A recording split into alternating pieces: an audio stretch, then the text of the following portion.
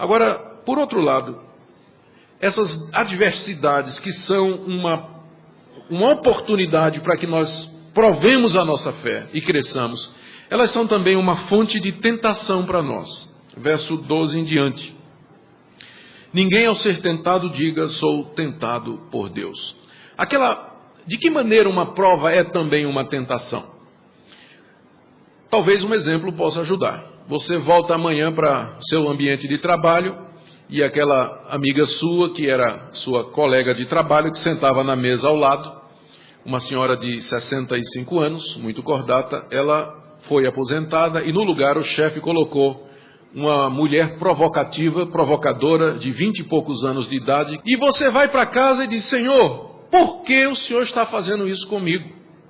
Agora eu vou ter que conviver com essa mulher 5 dias por semana, ali ao meu lado. Ela é desbocada, ela fica provocando, era tão bom no tempo daquela outra senhora, mas agora houve essa mudança, por que o Senhor permitiu isso? Então, o que Deus quer é que você mostre que você ama a sua esposa. É fácil amar a esposa quando a secretária é dona fulana de 65 anos. Deus quer que você mostre que você ama a sua esposa com, não é, aquela ali. Ele está lhe dando uma oportunidade para você demonstrar, para você ser aprovado no seu amor e na sua fidelidade à sua esposa. Mas ao mesmo tempo que aquilo é uma oportunidade de você ser aprovado, se constitui numa tentação. Então o mesmo evento, o mesmo conflito, e nós poderíamos citar, por exemplo, a doença. Eu citei um exemplo um pouco pesado, mas nós poderíamos citar, por exemplo, a doença. Uma doença grave. Aquilo, sem dúvida, se Deus permitiu na sua vida, o alvo de Deus é aprová-lo e fazê-lo crescer no meio do sofrimento. Mas nós sabemos que representa também uma tentação para nós, de questionar a Deus, de duvidar da sua bondade, de começarmos a nos sentir pobrezinhos, vítimas da maior injustiça do mundo, porque eu? Então as dificuldades representam as duas coisas. O que Tiago queria que aqueles irmãos entendessem é que o aspecto da tentação que existe no meio das dificuldades não procede de Deus e não é com esse objetivo que Deus manda as dificuldades. Ele diz claramente, ninguém ao ser tentado, diga, sou tentado por Deus, porque Deus a ninguém tenta. A tentação, ou seja, a vontade, o desejo, a pressão, a tendência de nós reagirmos da forma errada no meio do dilema e da dificuldade, não procede de Deus e nem pode proceder pela natureza de Deus. Mas de onde procede então? Procede do nosso próprio coração. Vocês perceberam como Tiago descreve aqui de uma forma gráfica a origem do pecado no nosso coração? Ele compara aqui a concupiscência a uma prostituta. Viram essa figura aqui? É só ler de novo. Ele diz aí, no verso 14. Cada um é tentado pela sua própria cobiça, quando esta o atrai e seduz. Veja aqui a figura, né? A cobiça vem como uma mulher, atrai, seduz. Então a cobiça, depois de haver concebido, ou seja, quando você diz sim ao pecado, à tentação, então ela engravida, a tentação engravida. Ela então dá à luz o pecado. Essa união da sua vontade com a tentação produz o pecado. E o pecado, uma vez consumado, gera a morte. O filho sai e já mata o pai. É uma figura forte que Tiago usa, mas o que ele quer dizer com isso é o seguinte: a tentação, ela não vem de Deus, ela vem do seu próprio coração. E o pecado que você comete, a culpa não é de Deus, a culpa é sua. É um filho que você gerou. Pode fazer o teste de DNA. É a sua cara o seu pecado. Não responsabilize outros. Vocês perceberam uma coisa? Quem é que está ausente aqui dessa passagem e que deveria estar? Estamos falando de tentação, estamos falando de pecado. Quem é que devia estar aqui? O diabo. Mas não está na passagem. Tiago nem menciona o diabo. Por que ele não menciona? Porque ele quer deixar muito claro que a responsabilidade do pecado é nossa. Infelizmente existe uma teologia muito popular hoje em dia, que transfere a responsabilidade do homem para as forças do mal. Não estou dizendo que o diabo não tenta, ele tenta sim. Não estou dizendo que o diabo não persegue o cristão, persegue sim. Não estou dizendo que ele não oprime, ele oprime sim. Mas o que eu quero dizer é que você não pecou até que você concordou com a tentação que o diabo lhe faz. Enquanto você diz não, não, não e não, não houve pecado. E ele pode colocar sugestões na sua cabeça, ele pode sondar as suas emoções, pode produzir circunstâncias em que você se veja tentado. Mas enquanto você diz não, não houve a concepção. Não houve. Mas na hora que você diz sim, na hora que você no seu coração abriga a tentação, aí então ela concebe e ela gera o pecado, e é o próprio pecado que vai lhe apunhalar. Não coloque a responsabilidade do seu pecado, da sua culpa, primeiro em Deus. Esse é o ponto da passagem. Não coloque em Deus. Não diga assim: Senhor, tu me colocaste numa circunstância tal que eu não tive outra saída senão pecar. Tu me colocaste num aperto financeiro de tal natureza que a única saída foi uma saída ilegal. Ou então por que tu deixaste aquele cara do trânsito fazer aquilo comigo? Eu tinha que dizer aquele palavrão. Não existe isso. Não vos sobreveio tentação que não fosse humana, mas Deus é fiel e não permitirá que sejais tentados além do que possais suportar. Não coloque a culpa do seu erro, do seu pecado, nas circunstâncias enviadas por Deus. Infelizmente o mundo hoje nos ensina a fazer isso. Se nós somos marginais, a culpa é do governo. Se nós somos delinquentes juvenis, a culpa é da sociedade. Se eu sou um adolescente rebelde que não quero me sujeitar, a culpa é dos meus pais. A sociedade e a psicologia moderna ensinam o homem a fugir da sua responsabilidade. O homossexual não vai ser confrontado pela sua responsabilidade. Nem o adúltero, nem o imoral, nem o desonesto, porque é doença. Ele vai ser tratado. Ele vai receber um remédio, um tratamento psicológico e pronto, resolveu o problema. Resolveu? Eu acho que não. O que nós temos que entender é o que Tiago nos diz aqui. A raiz dos nossos problemas e aflições desse mundo é a nossa natureza pecaminosa. E é por isso que Deus resolveu o problema enviando o seu Filho Jesus, que na cruz do Calvário não somente pagou os nossos pecados, mas juntamente com ele foi crucificado o nosso velho homem. Porque esta é a raiz de toda a nossa infelicidade e de todos os nossos problemas. Eu não estou dizendo que as circunstâncias não contribuem. Eu estou dizendo que se você procura entender o problema da humanidade, o problema do mal, o seu problema e as angústias que nos cercam, simplesmente fazendo uma análise sociológica, psicológica, econômica e cultural, você não vai chegar à raiz do problema. O problema é que nós somos parte de uma raça decaída, uma raça manchada pelo pecado. E nós temos que levar isso em consideração. Nós não podemos perder de vista esse elemento. E esse é o ponto de Tiago aqui. E ele reforça esse ponto nos versos 16 a 18, dizendo que de Deus só vem coisa boa. Não vos enganeis, meus amados irmãos. Toda boa dádiva e todo dom perfeito são lá do alto, descendo do Pai das luzes, em que não pode existir variação ou sombra de mudança. Pois, segundo o seu querer, ele nos gerou pela palavra da verdade, para que fôssemos como primícias das suas criaturas. Eis aqui a boa nova do Evangelho. Deus nos gerou para que fôssemos primícias das suas criaturas. No meio desse mundo perdido, manchado pelo pecado, Deus está levantando uma nova humanidade. Essa nova humanidade que Deus começou em Cristo Jesus. Essa obra Deus está fazendo no nosso meio. E sem regeneração, sem essa geração divina, não se pode chegar na raiz do problema. Eu penso que boa parte dos problemas hoje que nós enfrentamos nas igrejas, nos relacionamentos, é que não há pessoas regeneradas. Talvez no fundo não é um problema de santificação, mas é um problema de conversão. Último princípio, do verso 10 ao verso 20. Sabeis estas coisas, meus amados irmãos, todo homem, pois, seja pronto para ouvir, tardio para falar, tardio para se irar, porque a ira do homem não produz a justiça de Deus.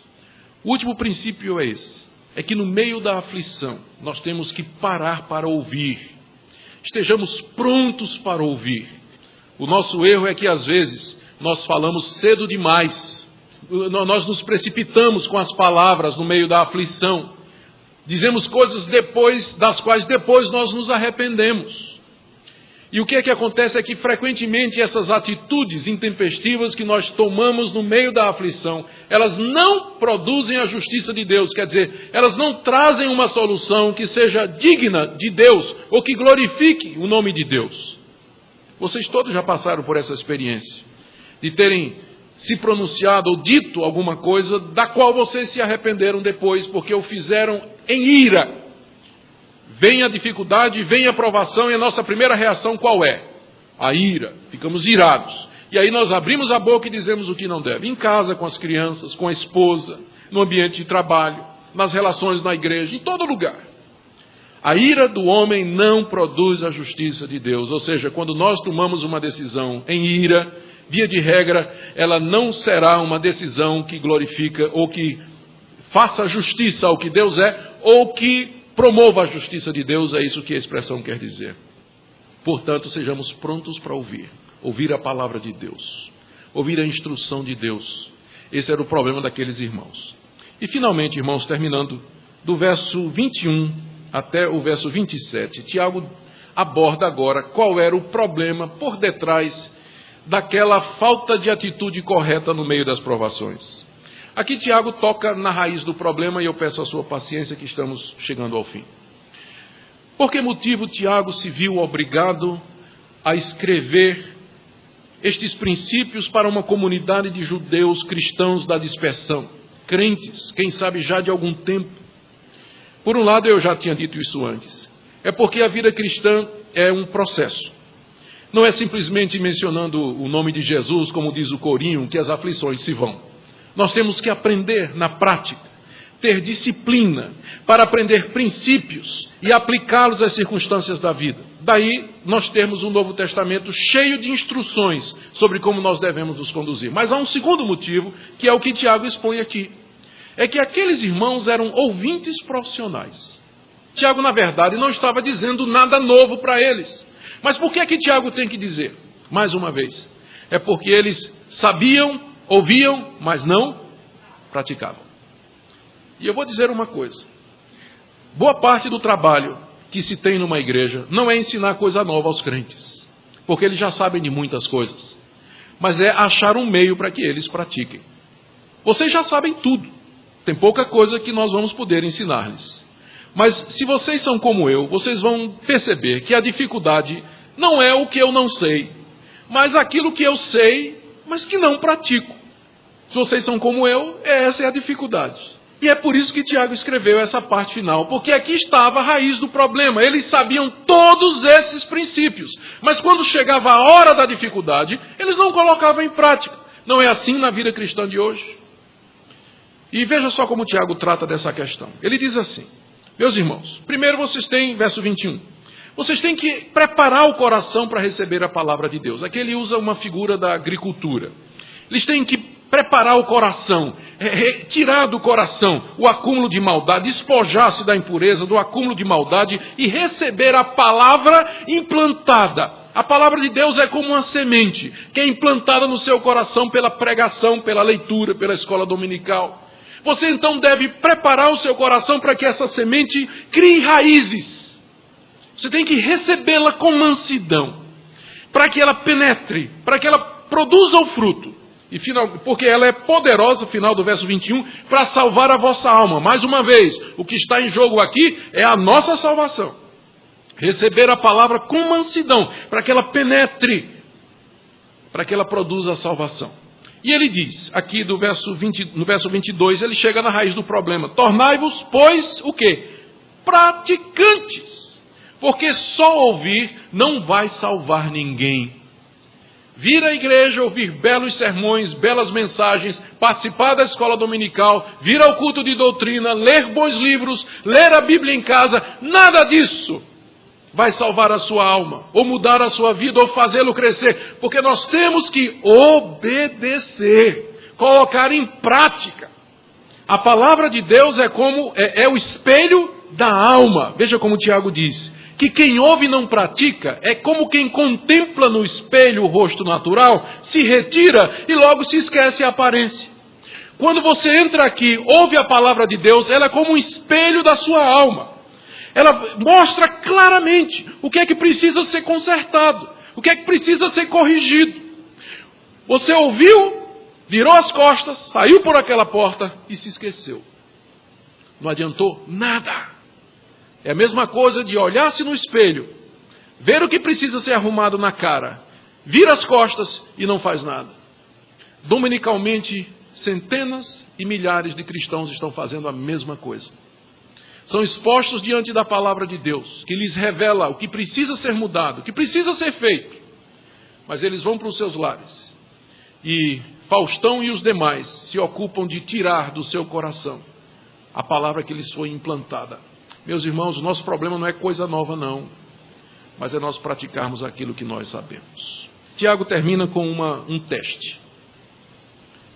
Verso 26 a 27. Se alguém pensa que é religioso e deixa de refrear a língua, está enganando a seu próprio coração, a sua religião é vã. Ele coloca um teste aqui da maturidade. Ele diz o seguinte, eu vou colocar um pequeno teste para você medir se você é um ouvinte praticante ou você é um ouvinte profissional. É só ver como é que você usa a sua língua. Só. A língua é um negócio interessante, reverendo Marcos Lins. Porque quer no batismo por imersão, quer no batismo por aspersão, a língua nunca é batizada. A não ser que o ministro que esteja batizando por imersão obrigue a pessoa a fazer gargarejo lá embaixo, né? Aí a língua é batizada. Ou então por aspersão manda ele estirar a língua, ele pinga umas gotinhas, mas a língua nunca é batizada.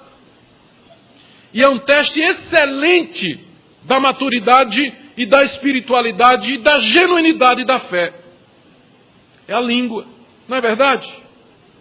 Como nós falamos dos outros, como nós nos reportamos aos outros, como nós nos dirigimos a Deus, como nós tratamos as coisas de Deus, como nós nos relacionamos com as pessoas. Tiago coloca só esse teste, não coloca mais nenhum. E ele diz o seguinte, é simples o teste. Se você não consegue nem controlar a sua língua, se a sua religião, ela não lhe dá poder nem para controlar a sua língua, ela também não vai dar poder para controlar mais nada na sua vida. Porque quem não controla o menor, também não controla o maior. É por isso que ele faz só esse teste. Você está enganando o seu coração, a sua religião é vã. Se o seu cristianismo não é capaz de lhe dar domínio próprio na hora de falar, de dizer, de se relacionar, então alguma coisa está errada. A verdadeira religião, diz Tiago, é prática. É amar a Deus, separando-se do mundo, verso 27, e amar o próximo, cuidando dos necessitados. Religião que se traduz em obras, em prática, em vida, em mudança. Essa é a mensagem da carta de Tiago. E essa é a mensagem que nós queremos trazer para as nossas vidas, eu inclusive.